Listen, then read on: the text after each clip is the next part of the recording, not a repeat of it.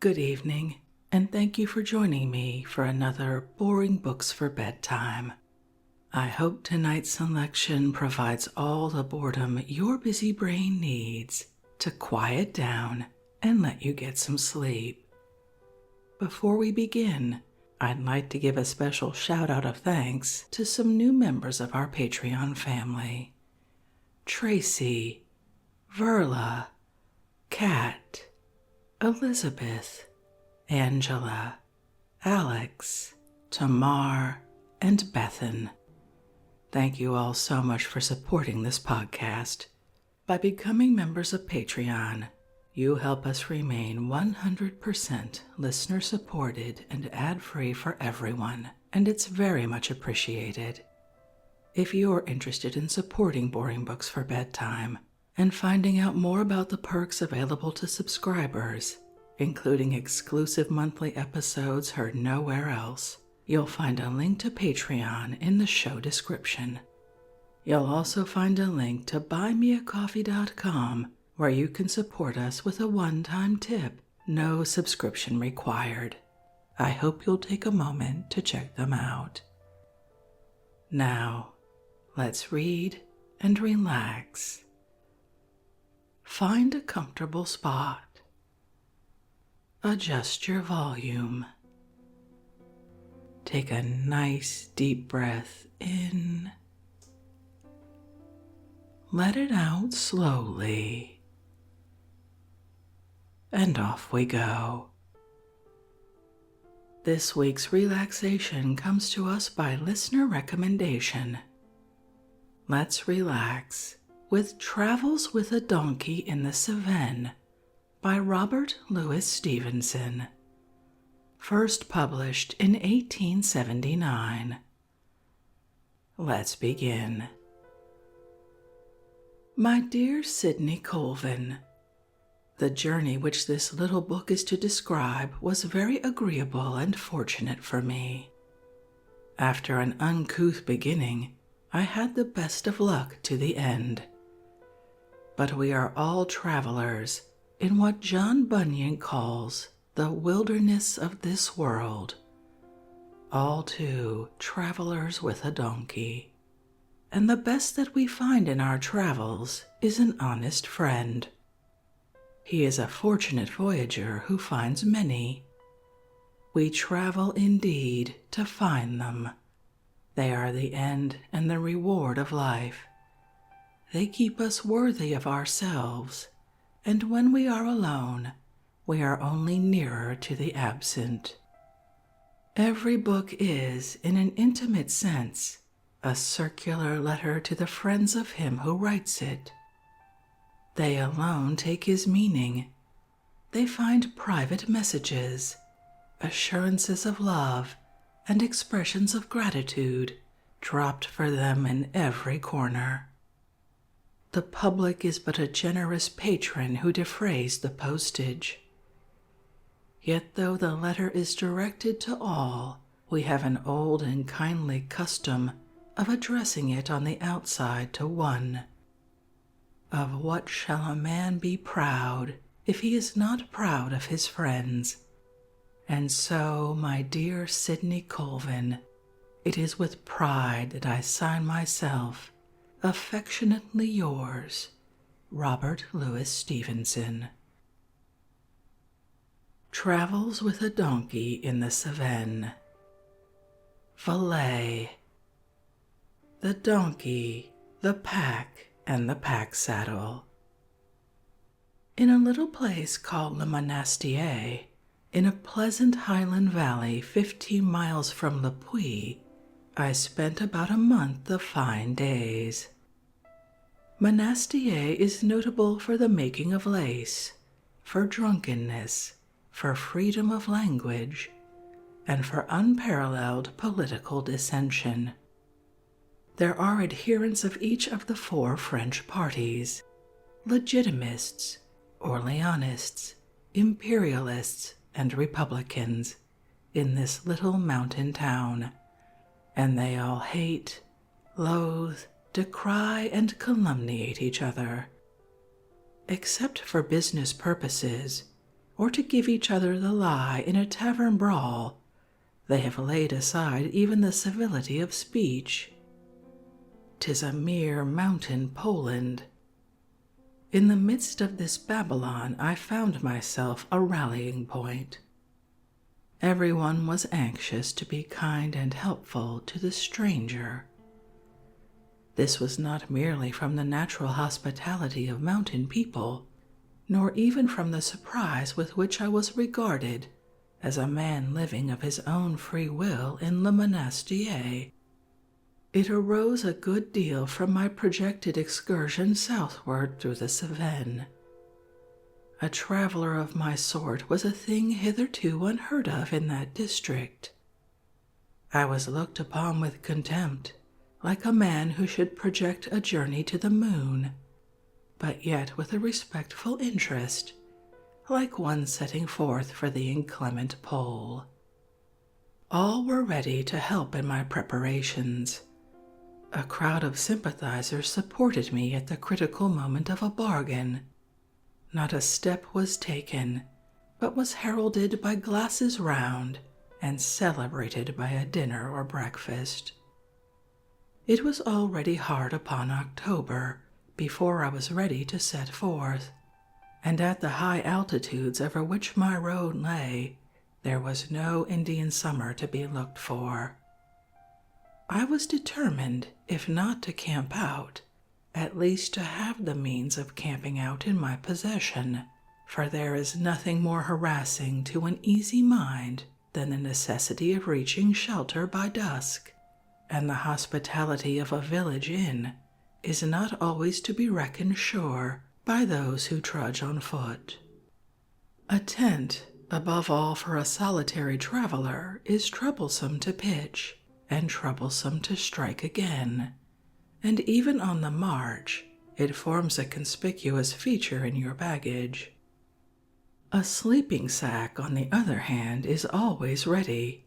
You have only to get into it. It serves a double purpose, a bed by night, a portmanteau by day, and it does not advertise your intention of camping out to every curious passerby. This is a huge point. If a camp is not secret, it is but a troubled resting place. You become a public character.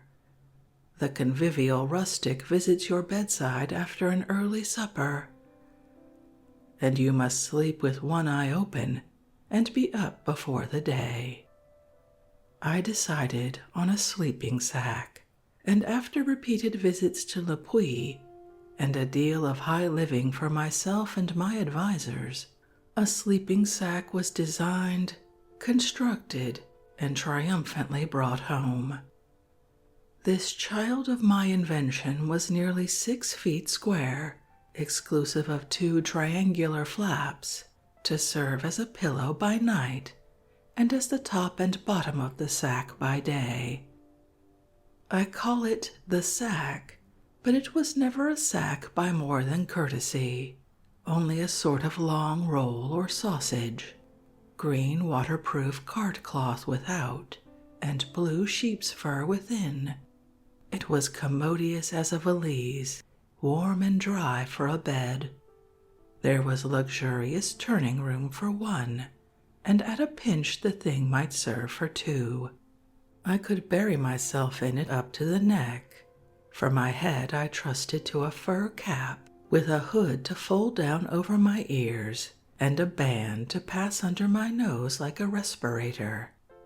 And in case of heavy rain, I proposed to make myself a little tent or tentlet with my waterproof coat, 3 stones, and a bent branch. It will readily be conceived that I could not carry this huge package on my own, merely human shoulders. It remained to choose a beast of burden. Now, a horse is a fine lady among animals, flighty, timid, delicate in eating, of tender health. He is too valuable and too restive to be left alone. so that you are chained to your brute as to a fellow galley slave. A dangerous road puts him out of his wits. In short, he's an uncertain and exacting ally, and adds 30-fold to the troubles of the voyager. What I required was something cheap and small and hardy, and of a stolid and peaceful temper, and all these requisites pointed to a donkey. There dwelt an old man in Monastier of rather unsound intellect according to some, much followed by street boys, and known to fame as Father Adam. Father Adam had a cart, and to draw the cart a diminutive she-ass, not much bigger than a dog, the color of a mouse, with a kindly eye and a determined underjaw. There was something neat and high-bred, a Quakerish elegance about the rogue that hit my fancy on the spot.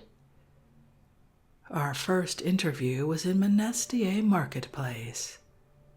To prove her good temper, one child after another was set upon her back to ride, and one after another went head over heels into the air, until a want of confidence began to reign in youthful bosoms, and the experiment was discontinued from a dearth of subjects. I was already backed by a deputation of my friends, but as if this were not enough, all the buyers and sellers came round and helped me in the bargain. The ass and I and Father Adam were the center of a hubbub for near half an hour. At length she passed into my service for the consideration of 65 francs and a glass of brandy. The sack had already cost 80 francs and 2 glasses of beer, so that Modestine, as I instantly baptized her, was upon all accounts the cheaper article. Indeed, that was as it should be, for she was only an appurtenance of my mattress, or self-acting bedstead on 4 casters. I had a last interview with Father Adam in a billiard room, at the witching hour of dawn, when I administered the brandy. He professed himself greatly touched by the separation, and declared he had often bought white bread for the donkey when he had been content with black bread for himself. But this, according to the best authorities, must have been a flight of fancy. He had a name in the village for brutally misusing the ass, yet it is certain that he shed a tear, and the tear made a clean mark down one cheek. By the advice of a fallacious local saddler, a leather pad was made for me, with rings to fasten on my bundle, and I thoughtfully completed my kit and arranged my toilette. By way of armory and utensils, I took a revolver, a little spirit lamp and pan, a lantern and some halfpenny candles, a jackknife, and a large leather flask. The main cargo consisted of 2 entire changes of warm clothing, besides my traveling wear of country velveteen, pilot coat, and knitted spencer, some books, and my railway rug, which being also in the form of a bag, made me a double castle for cold nights. The permanent larder was represented by cakes of chocolate and tins of bologna sausage.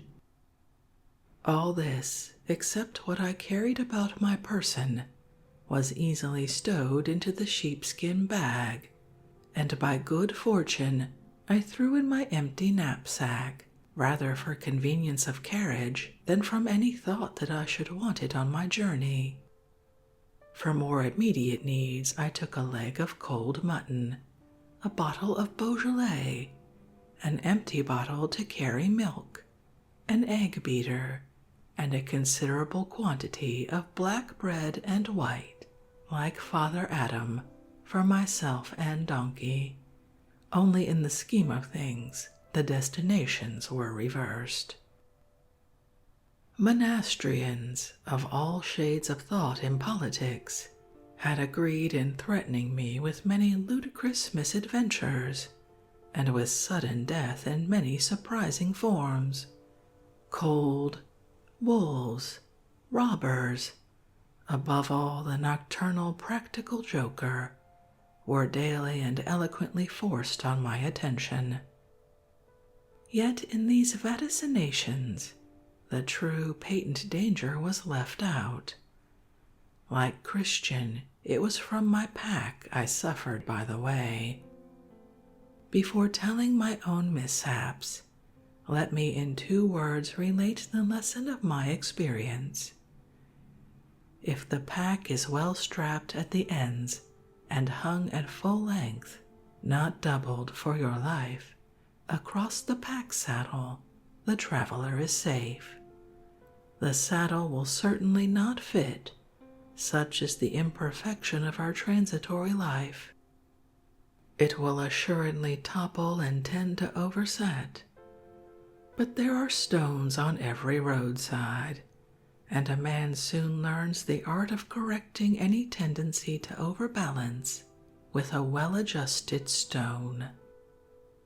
On the day of my departure, I was up a little after 5. By 6 we began to load the donkey, and 10 minutes after, my hopes were in the dust. The pad would not stay on Modestine's back for half a moment.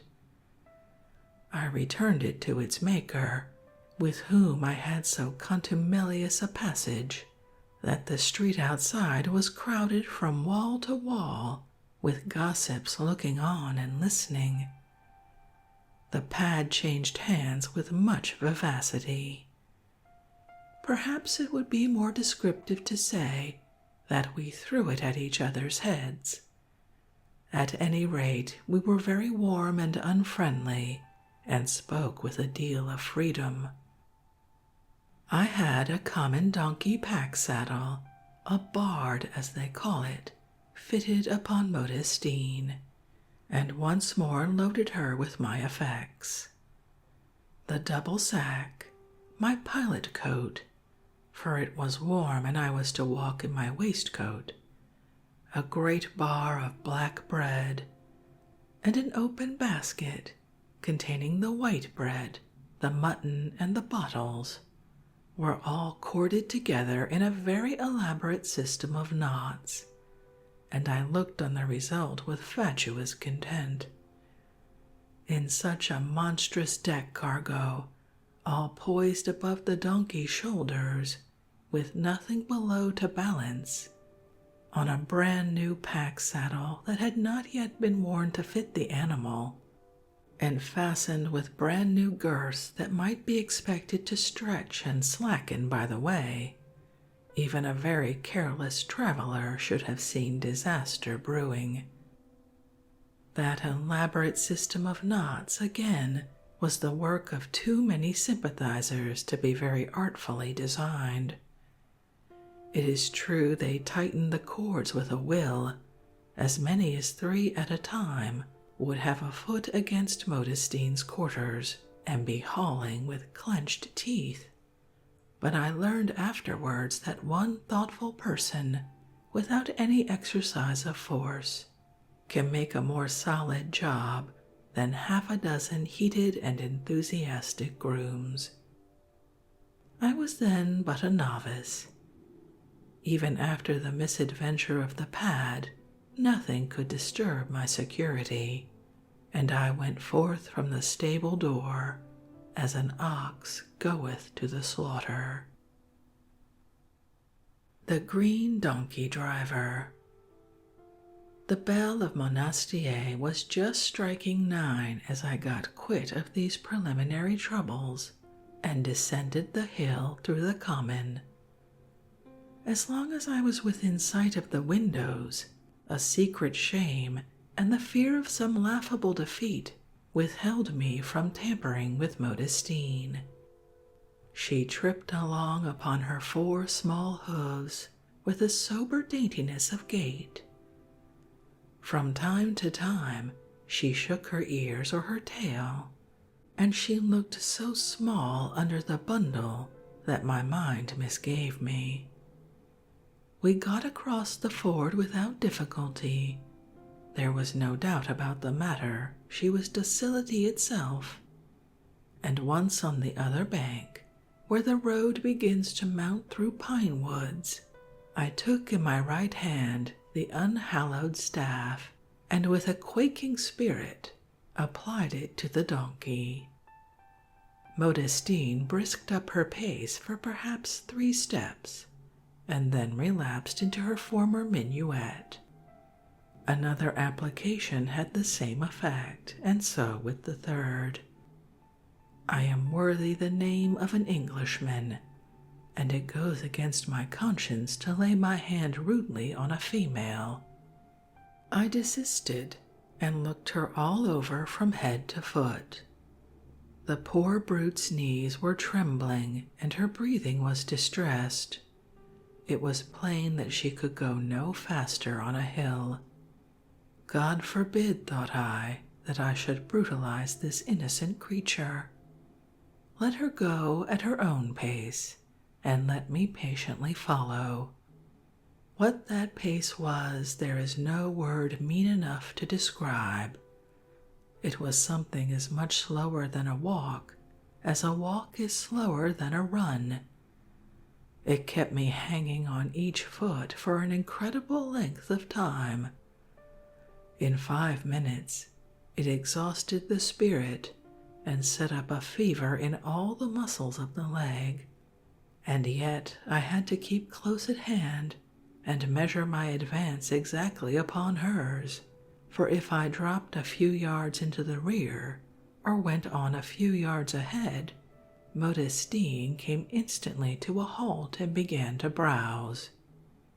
The thought that this was to last from here to Alais nearly broke my heart. Of all conceivable journeys, this promised to be the most tedious. I tried to tell myself it was a lovely day. I tried to charm my foreboding spirit with tobacco, but I had a vision ever present to me of the long, long roads, up hill and down dale, and a pair of figures ever infinitesimally moving foot by foot, a yard to the minute, and like things enchanted in a nightmare, approaching no nearer to the goal. In the meantime there came up behind us a tall peasant, perhaps 40 years of age, of an ironical, snuffy countenance, and arrayed in the green tailcoat of the country. He overtook us hand over hand, and stopped to consider our pitiful advance. "Your donkey," says he, "is very old." I told him I believe not. Then he supposed we had come far. I told him we had but newly left Monastier. "Et vous marchez comme ça," cried he, and throwing back his head, he laughed long and heartily. I watched him, half prepared to feel offended, until he had satisfied his mirth. And then, "You must have no pity on these animals," said he, and plucking a switch out of a thicket, he began to lace Modestine about the sternworks, uttering a cry. The rogue pricked up her ears and broke into a good round pace, which she kept up without flagging, and without exhibiting the least symptom of distress, as long as the peasant kept beside us. Her former panting and shaking had been, I regret to say, a piece of comedy. My deus ex machina, before he left me, supplied some excellent if inhumane advice, presented me with the switch, which he declared she would feel more tenderly than my cane, and finally taught me the true cry or Masonic word of donkey drivers, Prut. All the time he regarded me with a comical, incredulous air, which was embarrassing to confront, and smiled over my donkey driving, as I might have smiled over his orthography or his green tailcoat, but it was not my turn for the moment.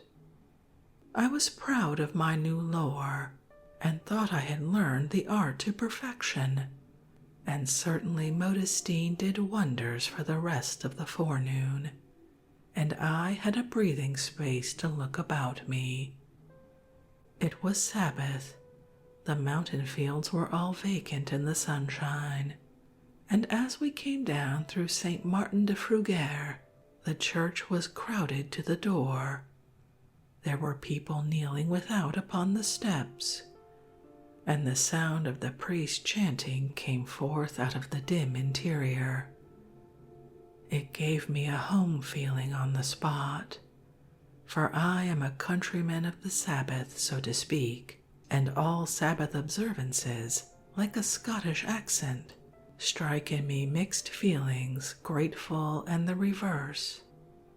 It is only a traveler, hurrying by like a person from another planet, who can rightly enjoy the peace and beauty of the great ascetic feast. The sight of the resting country does his spirit good. There is something better than music in the wide, unusual silence, and it disposes him to amiable thoughts, like the sound of a little river or the warmth of sunlight. In this pleasant humor, I came down the hill to where Goudet stands in a green end of a valley, with Chateau Beaufort opposite upon a rocky steep, and the stream as clear as crystal lying in a deep pool between them. Above and below, you may hear it wimpling over the stones, an amiable stripling of a river, which it seems absurd to call the Loire. On all sides, Goudet is shut in by mountains. Rocky footpaths, practicable at best for donkeys, join it to the outer world of France, and the men and women drink and swear in their green corner, or look up at the snow-clad peaks in winter from the threshold of their homes, in an isolation you would think like that of Homer's Cyclops. But it is not so. The postman reaches Goudet with the letter bag.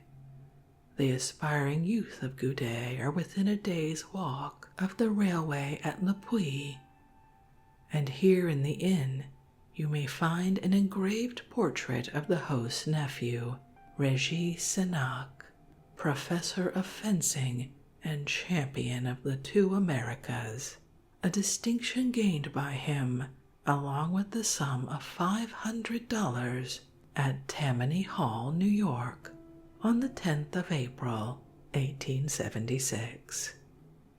I hurried over my midday meal and was early forth again. But alas, as we climbed the interminable hill upon the other side, Prut seemed to have lost its virtue. I prooted like a lion. I prooted mellifluously like a sucking dove, but Modestine would be neither softened nor intimidated. She held doggedly to her pace. Nothing but a blow would move her, and that only for a second. I must follow at her heels, incessantly belaboring. A moment's pause in this ignoble toil, and she relapsed into her own private gait. I think I never heard of anyone in as mean a situation. I must reach the lake of Boucher, where I meant to camp before sundown, and to have even a hope of this, I must instantly maltreat this uncomplaining animal. The sound of my own blows sickened me. Once when I looked at her, she had a faint resemblance to a lady of my acquaintance, who formerly loaded me with kindness, and this increased my horror of my cruelty. To make matters worse, we encountered another donkey, ranging at will upon the roadside, and this other donkey chanced to be a gentleman. He and Modestine met nickering for joy, and I had to separate the pair and beat down their young romance with a renewed and feverish bastinado. If the other donkey had had the heart of a male under his hide, he would have fallen upon me tooth and hoof, and this was a kind of consolation. He was plainly unworthy of Modestine's affection. It was blazing hot up the valley, windless, with vehement sun upon my shoulders, and I had to labor so consistently with my stick that the sweat ran into my eyes. Every 5 minutes, too, the pack, the basket, and the pilot coat would take an ugly slew to one side or the other, and I had to stop Modestine just when I had got her to a tolerable pace of about 2 miles an hour to tug, push, shoulder, and readjust the load. And at last, in the village of Ussel, saddle and all, the whole hypothec turned round and grovelled in the dust below the donkey's belly. She, none better pleased, incontinently drew up and seemed to smile, and a party of 1 man, 2 women, and 2 children came up, and standing round me in a half-circle, encouraged her by their example. I had the devil's own trouble to get the thing righted, and the instant I had done so without hesitation, it toppled and fell down upon the other side. Judge if I was hot. And yet not a hand was offered to assist me. The man, indeed, told me I ought to have a package of a different shape. I suggested, if he knew nothing better to the point in my predicament, he might hold his tongue, and the good-natured dog agreed with me smilingly. It was the most despicable fix. I must plainly content myself with the pack for Modestine, and take the following items for my own share of the portage: a cane, a quart flask, a pilot jacket heavily weighted in the pockets, 2 pounds of black bread, and an open basket full of meats and bottles. I believe I may say I am not devoid of greatness of soul, for I did not recoil from this infamous burden. I disposed it, heaven knows how, so as to be mildly portable, and then proceeded to steer Modestine through the village. She tried, as was indeed her invariable habit, to enter every house and every courtyard in the whole length, and encumbered as I was, without a hand to help myself, no words can render an idea of my difficulties. A priest with 6 or 7 others was examining a church in process of repair, and he and his acolytes laughed loudly as they saw my plight. I remembered having laughed myself when I had seen good men struggling with adversity in the person of a jackass, and the recollection filled me with penitence. That was in my old light days, before this trouble came upon me. God knows at least that I shall never laugh again, thought I. But oh, what a cruel thing is a farce to those engaged in it. A little out of the village, Modestine, filled with the demon, set her heart upon a by-road and positively refused to leave it.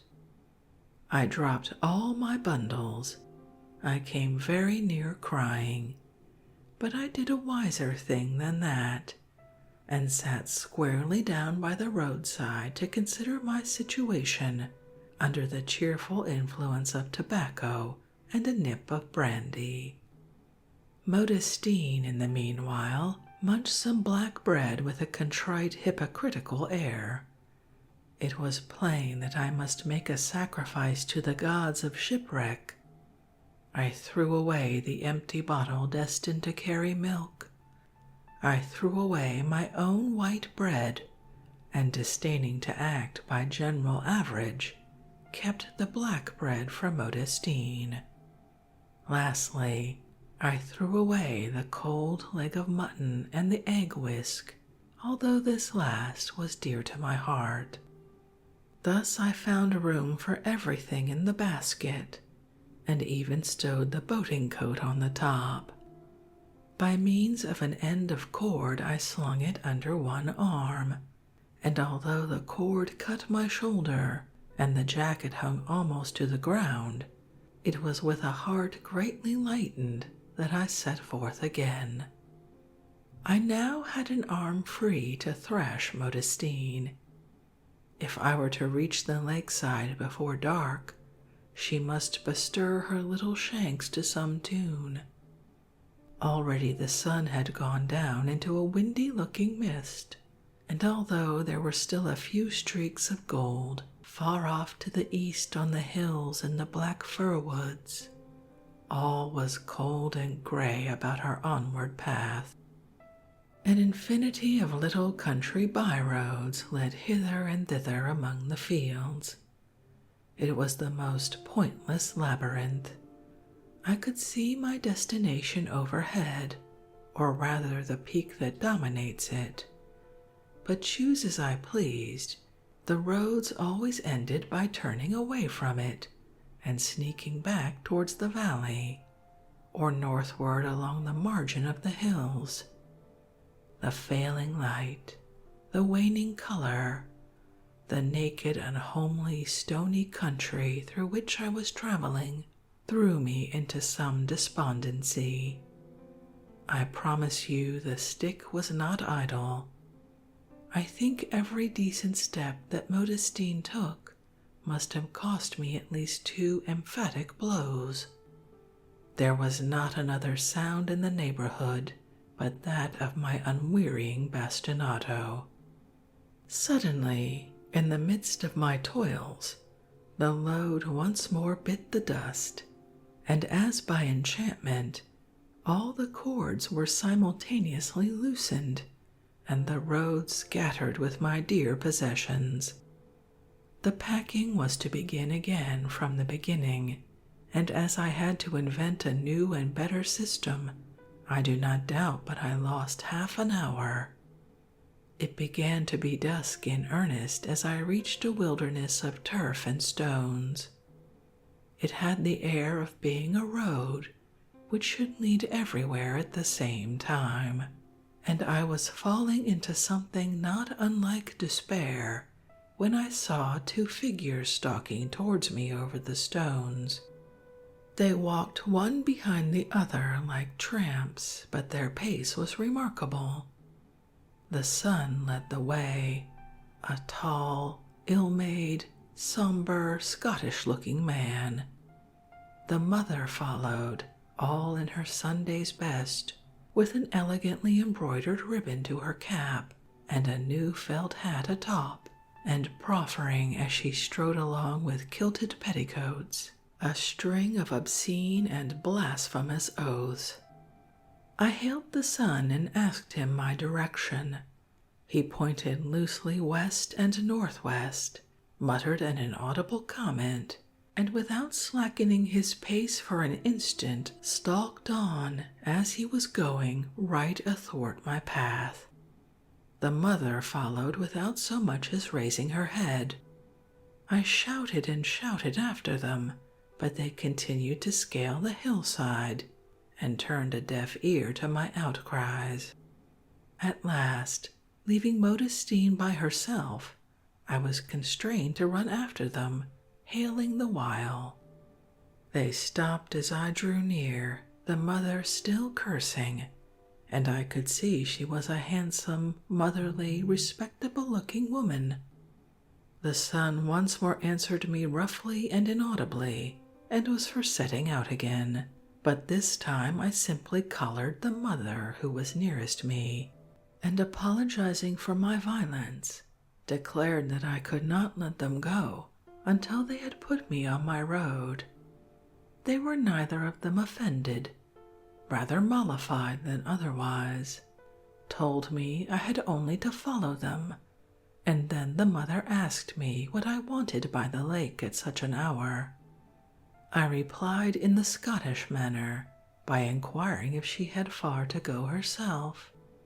She told me with another oath that she had an hour and a half's road before her, and then, without salutation, the pair strode forward again up the hillside in the gathering dusk. I returned for Modestine, pushed her briskly forward, and after a sharp ascent of 20 minutes reached the edge of a plateau. The view, looking back on my day's journey, was both wild and sad. Mount Mazenc and the peaks beyond St. Julian stood out in trenchant gloom against a gold glitter in the east, and the intervening field of hills had fallen together into one broad wash of shadow, except here and there the outline of a wooded sugar-loaf in black, here and there a white irregular patch to represent a cultivated farm, and here and there a blot where the Loire, the Gazet, or the Lausanne wandered in a gorge. Soon we were on a high road, and surprise seized on my mind as I beheld a village of some magnitude close at hand, for I had been told that the neighborhood of the lake was uninhabited except by trout. The road smoked in the twilight, with children driving home cattle from the fields, and a pair of mounted, stride-legged women, hat and cap and all, dashed past me at a hammering trot from the canton where they had been to church and market. I asked one of the children where I was. At Boucher St. Nicholas, he told me. Thither, about a mile south of my destination, and on the other side of a respectable summit, had these confused roads and treacherous peasantry conducted me. My shoulder was cut so that it hurt sharply. My arm ached like toothache from perpetual beating. I gave up the lake and my design to camp, and asked for the auberge. I have a goad. The auberge of Boucher St. Nicholas was among the least pretentious I have ever visited, but I saw many more of the like upon my journey. Indeed, it was typical of these French highlands. Imagine a cottage of 2 stories with a bench before the door, the stable and kitchen in a suite so that Modestine and I could hear each other dining, furniture of the plainest, earthen floors, a single bedchamber for travelers, and that without any convenience but beds. In the kitchen, cooking and eating go forward side by side, and the family sleep at night. Anyone who has a fancy to wash must do so in public at the common table. The food is sometimes spare. Hard fish and omelette have been my portion more than once. The wine is of the smallest, the brandy abominable to man, and the visit of a fat sow, grouting under the table and rubbing against your legs, is no impossible accompaniment to dinner. But the people of the inn, in 9 cases out of 10, show themselves friendly and considerate. As soon as you cross the doors, you cease to be a stranger, and although these peasantry are rude and forbidding on the highway, they show a tincture of kind breeding when you share their hearth. At Boucher, for instance, I uncorked my bottle of Beaujolais and asked the host to join me. He would take but little. "I am an amateur of such wine, do you see," he said, "and I am capable of leaving you not enough. In these hedge inns, the traveler is expected to eat with his own knife. Unless he ask, no other will be supplied. With a glass, a wang of bread, and an iron fork, the table is completely laid. My knife was cordially admired by the landlord of Boucher, and the spring filled him with wonder. I should never have guessed that, he said. I would bet, he added, weighing it in his hand, that this cost you not less than 5 francs. When I told him it had cost me 20, his jaw dropped. He was a mild, handsome, sensible, friendly old man, astonishingly ignorant. His wife, who was not so pleasant in her manners, knew how to read, although I do not suppose she ever did so. She had a share of brains, and spoke with a cutting emphasis, like one who ruled the roast. My man knows nothing, she said, with an angry nod. He is like the beasts. And the old gentleman signified acquiescence with his head. There was no contempt on her part, and no shame on his. The facts were accepted loyally, and no more about the matter. I was tightly cross-examined about my journey, and the lady understood in a moment, and sketched out what I should put into my book when I got home, whether people harvest or not in such or such a place, if there were forests, studies of manners, what, for example, I and the master of the house say to you, the beauties of nature, and all that. And she interrogated me with a look. It is just that, said I. You see, she added to her husband, I understood that. They were both much interested by the story of my misadventures. In the morning, said the husband, I will make you something better than your cane. Such a beast as that feels nothing. You might beat her insensible with a cudgel, and yet you would arrive nowhere. Something better. I little knew what he was offering. The sleeping room was furnished with 2 beds.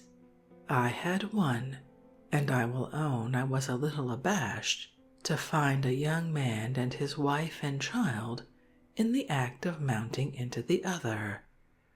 This was my first experience of the sort, and if I am always to feel equally silly and extraneous, I pray God it be my last as well. I kept my eyes to myself, and know nothing of the woman except that she had beautiful arms, and seemed no whit embarrassed by my appearance. As a matter of fact, the situation was more trying to me than to the pair. A pair keep each other in countenance. It is the single gentleman who has to blush. But I could not help attributing my sentiments to the husband, and sought to conciliate his tolerance with a cup of brandy from my flask. He told me that he was a cooper of Valais, traveling to Saint Etienne in search of work, and that in his spare moments he followed the fatal calling of a maker of matches. Me he readily enough divined to be a brandy merchant.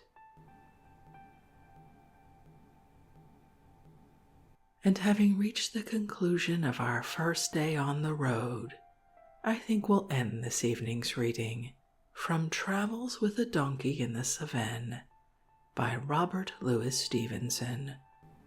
As with so much of Stevenson's work, I'm finding this delightful, and I hope you're enjoying it as well. Thank you so much for this recommendation. If you'd like to read this work for yourself, as always, you'll find a link to a free ebook from Project Gutenberg in the show description.